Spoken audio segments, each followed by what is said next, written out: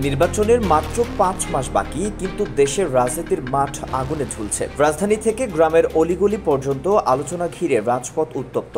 বিশেষ করে জুলাই গণঅভ্যুত্থানের পক্ষের বিভিন্ন রাজনৈতিক শক্তি যেন দৃশ্যমান হয়ে উঠেছে। এমন সময় জামায়াতে ইসলামী সহ ৭টি দল অভিন্ন কর্মসূচি পালন করতে যাচ্ছে। এই পরিস্থিতি রাজনৈতিক মহলে নতুন ধরনের উত্তেজনা সৃষ্টি করেছে। রাজনৈতিক বিশ্লেষকরা বলছেন, বিএনপিকে রাজনৈতিক চাপের মধ্যে রাখতে এমন কর্মসূচি নেওয়া হয়েছে। দলগুলো নিজেদের দাবিতে মাঠে নেমেছে, তবে সমাধানের পথ খুঁজতে হলে ঐক্য ধরে রাখতে হবে। একে অপরকে ছাড় না দিলে পরিস্থিতি সংকটপূর্ণ হয়ে উঠতে পারে এবং বিভক্তি পরাজিত শক্তিকে সুযোগ দিতে পারে। তাই সব পক্ষের কাছে সংযত ও দায়িত্বশীল আচরণ অপরিহার্য। বিএনপি স্থায়ী কমিটির সদস্য সালাউদ্দিন আহমেদ জানান, জাতীয় ঐক্যমত কমিশনের সঙ্গে আলোচনা চলছে। আলোচনা শেষ হবার আগেই রাজপথে আন্দোলনের আহ্বান দেওয়া অযৌক্তিক। যারা স্থিতিশীলতা নষ্ট করতে চায় তাদের রাজনৈতিক ভবিষ্যৎ জনগণই নির্ধারণ করবে। তিনি আরো বলেন, প্রতিটি রাজনৈতিক পদক্ষেপের প্রভাব দেশের রাজনৈতিক প্রেক্ষাপটে বড় ধরনের পরিবর্তন আনতে পারে। অন্যদিকে জামায়াতের সহকারী সেক্রেটারি জেনারেল মাওলানা আব্দুল হালিম বলেন, সমমনার রাজনৈতিক দলগুলো একই দাবিতে কর্মসূচি দিয়েছে। এটি জনগণের দাবিকে দৃঢ় করতে এবং ঐক্যমত কমিশনের সিদ্ধান্ত গ্রহণে সহায়ক হবে। এই কর্মসূচি প্রমাণ করবে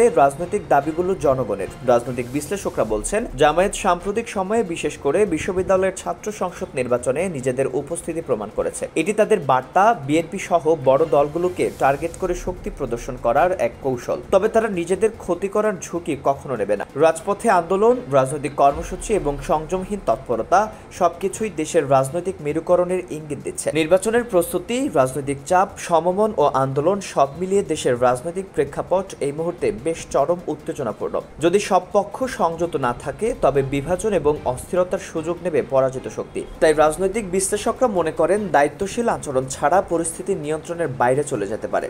এমন পরিস্থিতি বাংলাদেশের রাজনীতিতে নতুন অধ্যায়ের সূচনা করতে পারে। এই উত্তেজনাপূর্ণ প্রেক্ষাপটে শুধু রাজনৈতিক নেতারা নয়, সাধারণ মানুষও উত্তেজিত। সবাই এখন দেখছে কে কিভাবে রাজনীতির মঞ্চে নিজেদের অবস্থান শক্ত করবে। বিএনপি, জামায়াত বা অন্যান্য রাজনৈতিক শক্তি সকলেই তাদের কৌশল সাজাচ্ছে, কিন্তু দেশের রাজনীতি কি নতুন মেরুকরণের পথে এগোবে তা সময় দেখাবে।